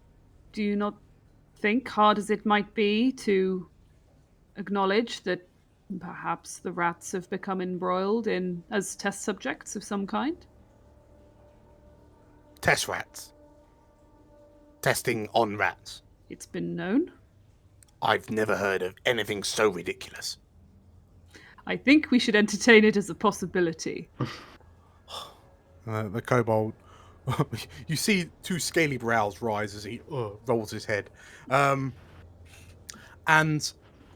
as Mungo just kind of shakes his head, Brandok, as you kind of stride on a bit further, at the crossroads where you are, you can see to the north of you, that you can hear the sounds of sludge kind of slopping out this pipe immediately ahead. But there's that loud dripping at the far end of the corridor, and with your dark vision, you can just about see the glimmers of light from Morton's torch reflecting what appears to be a large pool, and there's a lot of kind of debris and refuse floating about in it. But between the drips and the drops, you can also see, like in the darkness, in your like infrared, rubbishy 90s camera vision, you can see pairs of white dots, or just like lots of them. And it doesn't take you long to appreciate that what you can see are a lot of rats, like a lot of rats. And they're all just kind of congregating around this, what appears to be like a large pool of some sort. I think Subtle will just wander off into the corridor. Okay. Morton, you watch as Brandok walks off into the darkness. Hang on, Subtle. Wait for the rest of us. Yeah, Knowles will follow up with the boat in tow. Yeah. You cut the boat. So because it's quite narrow, are you just kind of pulling it along the canal with you? Pulling it along for now, yeah, but just if it can get to anywhere that's of use. It's going to fill with slop just there, isn't it? Oh, God. Might maybe leave it on the other side of the pipe. That's a good point. Yeah, if you take it past this point, yeah, it will get filled with sewage. All right, I'll tie it up. So you're happy to leave it kind of here? Yeah. Cool. Right. So your boat is there. As the war dogs kind of look to one another, they're a bit shifty looking, like they're not entirely confident about things. I mean, creeping through dark sewers is bad enough at the best of times. And like as you walk along, you can hear as they follow up behind you. Oh no! You hear there's a lot of rats. Malka, not just rats. Malka kind of saying, "So, have you been blue dragons for long?" Like you see gently, like as rats start scurrying around your feet, it becomes difficult to step, for fear of just treading on rat. And like Mungo goes berserk and sort of rushes off and ow, ow, ow, ow, and you just see him bloop, like jump straight into the sewage, and he's just wading around in it, and he's sort of like lunging, like disappearing under the surface and lunging back up with a rat and no, and kind of throwing it back and and sort of just running around trying to find his rats. He clambers up onto what appears to be a floating corpse. Oh God! Just to get a. And he's light enough that the corpse doesn't sink. It's bloated, so it's full of gas. And he's just like looking about, and he kind of wipes the refuse from his goggles. And he looks around. And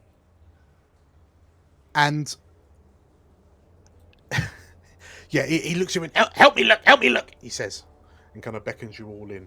The war dogs approach and they take one look at this, and like the sound of chittering and squeaking echoes throughout the room, but by your reckoning there are hundreds of rats, and as you approach you can see that there are some gaps in the wall, and in the space behind the walls you can just see this moving tide of grey dirty fur as the rats are just climbing in and about each other, between the gaps in the wall by the looks of it. I think Reeve wants to start investigating some of the dead bodies that seem to be hanging around. So I think there's a body over there by the look of it, and there's some in the water. So she's just going to look at whichever is easiest for her to get to and have a look at. Sure. Maybe she'll help Morton with that or something, because Morton would probably want to. I imagine Morton would want to check. Yeah, and check how they died, I suppose, and how long they've been there. Sure. So as you look, like you fish over the nearest corpse that's kind of half bobbing on the surface. As you pull them in, and kind of pull them up onto out of the water, quote unquote. It's tough to hold your stomachs. These bodies have clearly been in this water for some considerable time. Their bodies are grotesquely bloated and deformed. They are in advanced stages of putrefaction. But as you pull this what it looks like a young lad up onto the side, you look at it and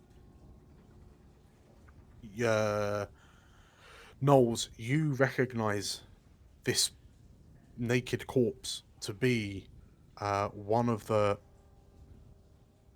dock hands from one of the public harbors, one of the public docks. Like, just effectively one of the dock staff that help merchant vessels get their stuff on and off the ships. Oh, no. I'll exclaim quite loudly to the rest of the crew. Whatever their name may be. I'm going to say Brian. Okay. That's young Brian! What? Oh no! His mother's going to be devastated. Morton, as you also recognize this as young Brian, it's, they look like bloated marshmallows, or he looks like a bloated marshmallow because he's just taken in so much goo and gas. But you also notice that his head appears to be deformed. Like there appear to be large growths, like where his bones become a bit more stretchy. Like there are growths on his skull that don't appear to be quite the same as the bloating on the rest of his body. Do the like other corpses seem to have funny growths on? Or... as you glance across, and Subtle manages to retrieve the corpse that Mungo's stood on, you realise that, all of these people seem to have, large kind of growths, lumps on the tops of their heads. What do you make of it? Can I make a medicine check to see if they're kind of it's the result of some sort of disease, or whether it's roll me up. An experiment or something? Okay. Can I have advantage if Reeve is helping? If Reeve passes a DC 10 medicine check, absolutely. And if I don't, do I not give her disadvantage? Oh, okay. Are you sure? Are you sure? It's up to you whether you want to help or not. My medicine's only +1, so it's a gamble. It's a gamble. Maybe I'll just go for it. Straight roll. And can I just check? Is it possible to use the eye for detail help action? Absolutely. Yeah. If you want to help. Don't really know how to use it. I'm just gonna put that there. Okay, so why not? You get advantage anyway, Matt. So if you roll again, so you got a 19 and a 14. Okay, so you have never seen anything like this. It's definitely not natural. Young Brian, he definitely didn't have these before. He definitely didn't have these growths before. And looking at the way that it's tough to say because it's been so long, but like the bloodshotting in the eyes makes it seem that perhaps this enormous strain on his head is probably what killed him. These growths probably killed young Brian. So they're not just like bone, not just like his skull deforming. They're like a tumor, you said, like a fleshy growth. Yeah, just looks like these things have just been growing in and around their heads, like their heads have been inflated from the inside. Roughly how long has it been since Knowles and I saw young Brian? Like, has he been missing for months, or did we see him like a week ago? Yeah, like a week ago. Last time you sailed out. Okay. So can I just check? Is this? I mean, the putrefaction that's happened is actually more advanced than it should be by this time, or is it because it's in the sewers? Because it's in the sewers. Yeah, it's really advanced because it's been this body's been waterlogged for presumably about a week. Gross. So, whilst this is happening, Brandok, what are you doing? Laps by the look of it. Yes. Subtle's on a rampage. Yeah, you can see that these rats, that there's a vermin tide behind the wall to the north, and every so often you can see them kind of crowding around these bloated corpses. In fact, one that is just kind of brushed up to the northern edge of this pond.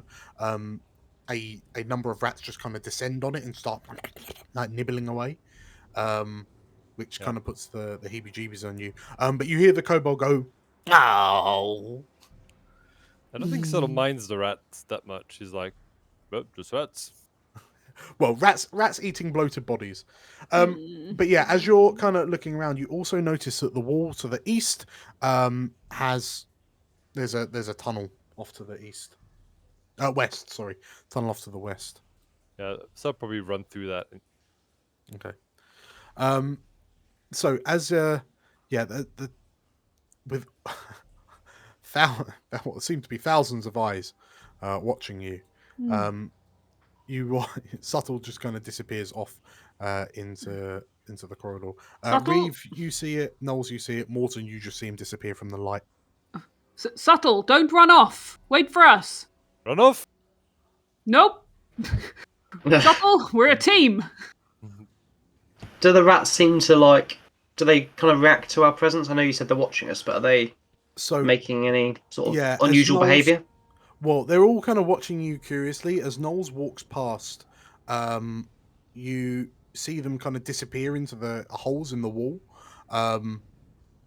And like Knowles, you just stop. There's a point where you stop, and as you look, you can just see this wall of like red eyes just kind of looking at you, like just the hordes and hordes of rats just peering at you. But they're keeping a distance.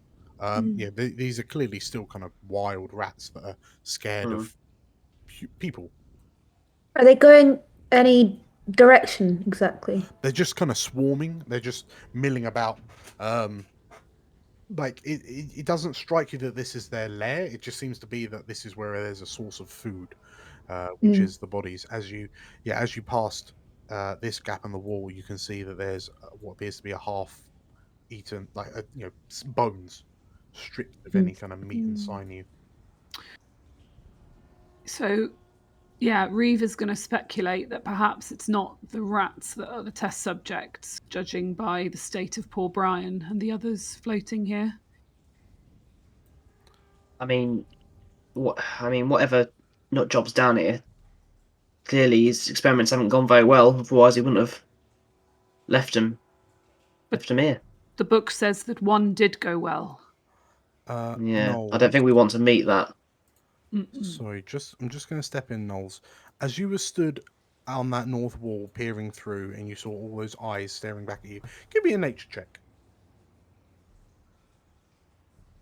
Okay. 6. Cool. Carry on.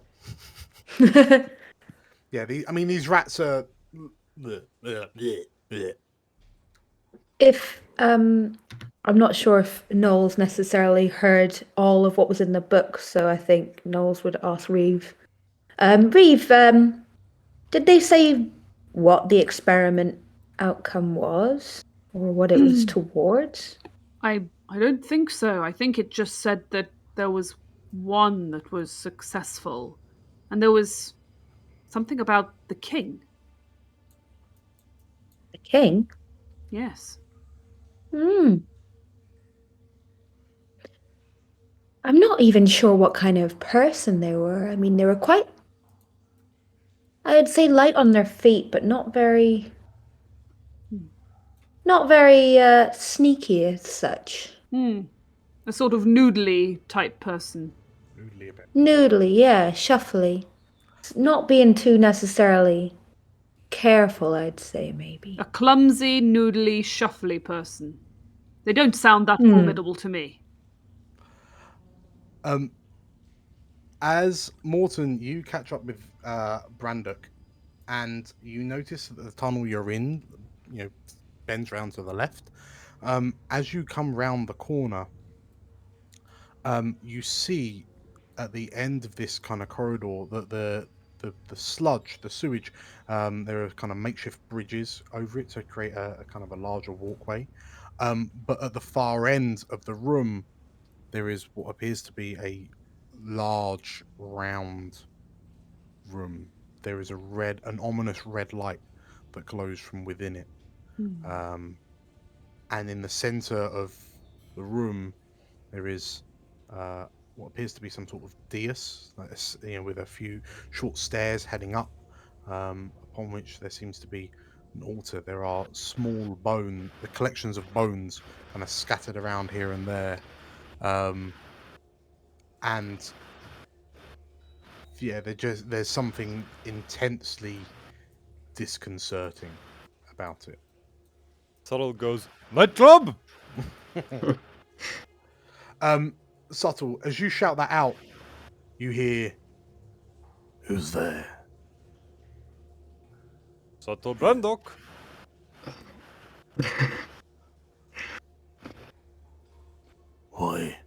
Why have you come here? Who are you to come here?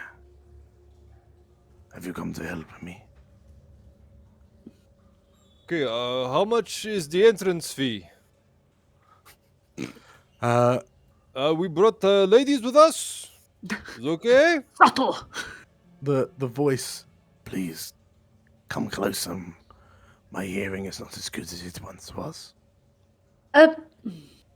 Before we come any closer, Subtle. What kind of help are you looking for?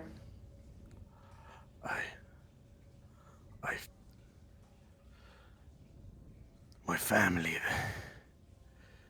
I've been disowned by my family, and now I fear that I'm stuck here. I've wanted to leave for so long, but they always push me back here, like they want me to wash away with the filth of the city. I just want to leave and take my rightful place. Please, would you help me? I would appreciate it very much.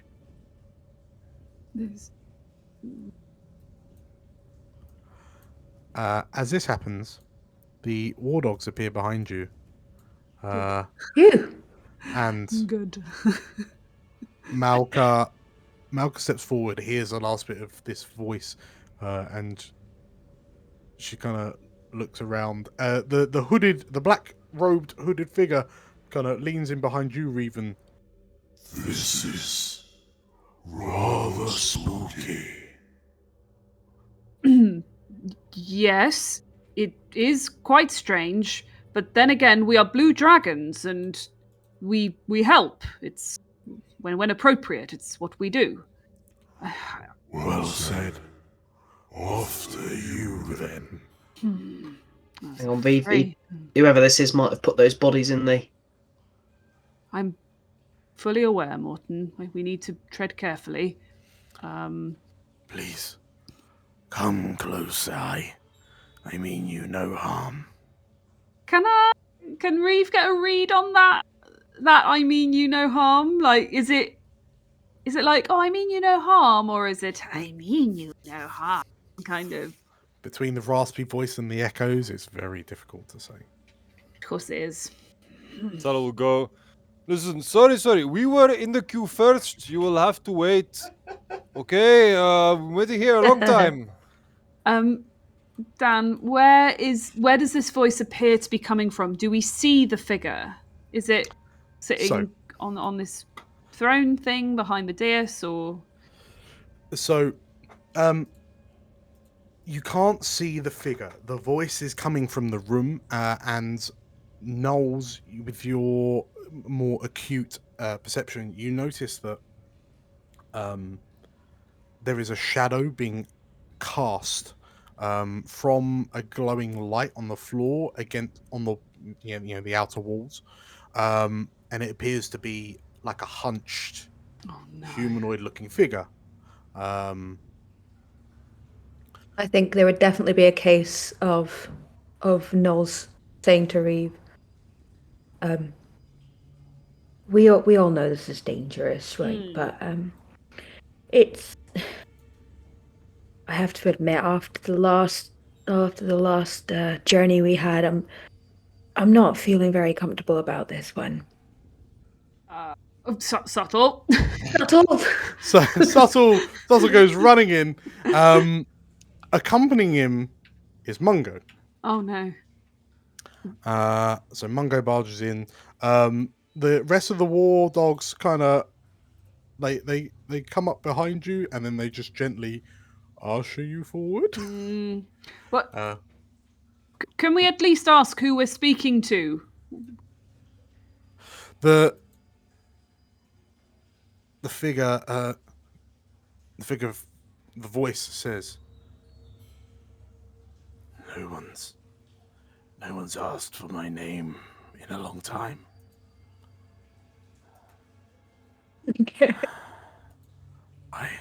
Getting major creep vibes from this person. And there's a sound of like shuffling footsteps and a dunk, dunk. It's been so long. I've learned so much that I don't even know if names mean anything anymore. And from behind this kind of altar of sorts, a figure steps out. A hunched masked figure, swaddled in a dirty coat, a grimy scarf, leaning on this moldy wooden staff. I mean, it just looks like driftwood, but you notice it's studded with what appear to be various kind of glowing crystals of some sort. And the individual's face is obscured by what appears to be a plague doctor's mask. As he shuffles over and he looks up to you and I don't quite remember what my name is, but I hadn't expected there to be so many of you. I'm honored that you would grace my court. Court? Yes. This is my royal court. And this feeble arm kind of gestures to the room around him. And I assume you're here to offer gifts and tribute.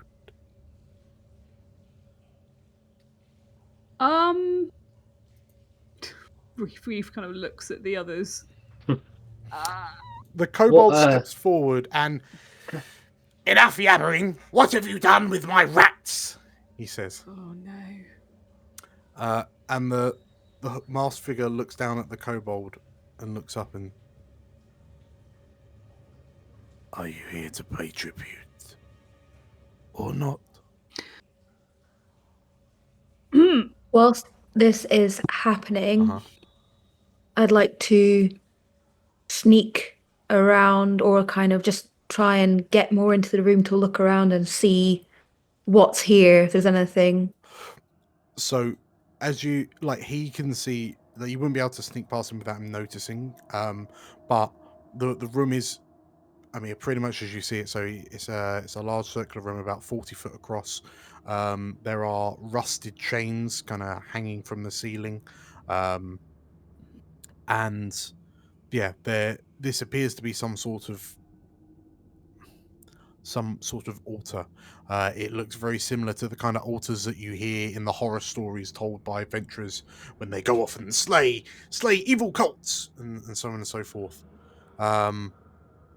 There are runes on the floor that appear to be glowing a bloody red, which is the only thing kind of dimly illuminating the room besides Morton's torch. And the figure repeats, "Are you here to offer tribute?"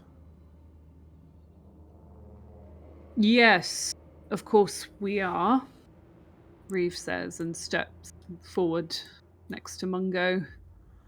Marvelous. What tribute would you receive? He looks up to you.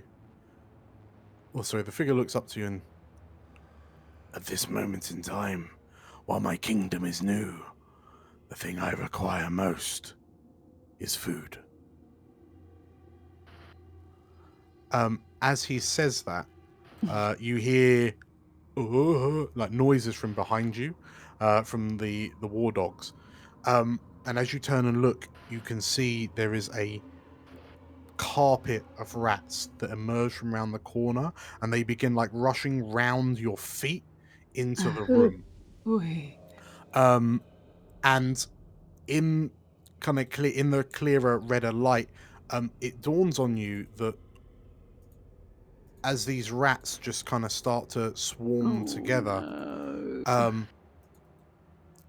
you get a clearer look at them, and you notice that each of them have like fleshy protrusions on the tops of their heads, like fleshy pink protrusions, and the figure bangs his staff on the ground, and all the rats stop and then turn to face you in an unnerving uniformity. Mm. And Good as kitty. Reeve, Good kitty. as that happens, Mungo kind of looks around, like is looking backwards and forwards, and then there they are! And he kind of steps forward and sort of drops to one knee and Come on, come back, come to daddy, he says, and he's kind of waggling his claws at this swarm of rats. And the rats just, you notice that all of the ratty heads just turn to look at this kobold. And the figure turns to look to you, Reeve, and your tribute is accepted. Ooh. And there's another bang of the staff on the floor, and the fleshy protrusions begin to glow. And it's at that point that it dawns on you that they aren't protrusions, they are exposed brains. And in a singular voice, the rats open their mouths and say, "Father." And you watch as hundreds of rats swarm Mungo. No! And you hear him, ah, ah, ah, ah! And there's the sounds of, and you watch as this kobold is devoured and ripped apart. No! Just see a hand, disappear into the throng of rats. Oh, no! And the Rat King looks up and, they hunger for more. And behind you, you hear the war dogs go, you hear the dwarven woman from the war dogs go, "Hey, fuck that!" she says. And she turns, and in swift unison, the war dogs turn and run. They book it. Amazing. And as they bolt out of the sewers, "Run for your fucking lives!" she shouts. Amazing. The swarms of rats turn to look to you, and there is nothing but a few specks of scrap and blood Deleted. as the kobold is gone.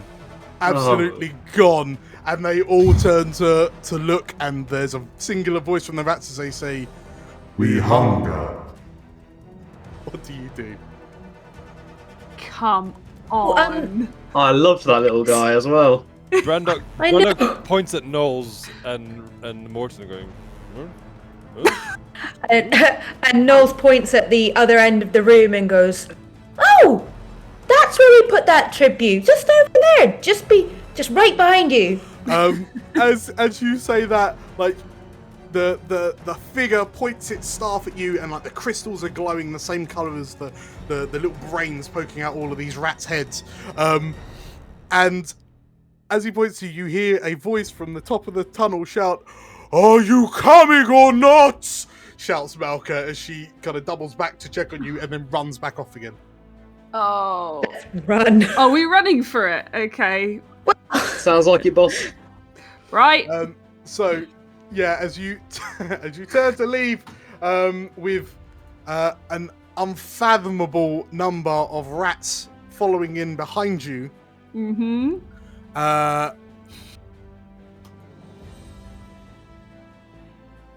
No. Oh no. What's going on here? Oh no! It's a chase. Oh my god! Gonna be so gutted. Look at the size of that rat swarm after us. Holy shit! Oh So, boy! As you make a break for it into the sewers, you kind of burst through the room with the pool, and like you can see all of the eyes in the walls are just looking at you, and in unison, there's a glow that emanates from all of their heads as they begin crawling out the wall as one. And as you kind of run out to you run to where the boat is, and you get to that crossroads, and as you look left, which is the direction you came, you can see more rats. All the rats that were on top of the pipes, their brains are all glowing, and they're crawling towards you. And you can hear the sounds of the war dogs running off in the other direction, down the tunnel past the fluorescent fungi. And as you follow in behind them to escape this vermin tide, we will call it there. Oh. Chasing us, Dan. What are we gonna do? Oh no. Yeah. R.I.P. Mungo.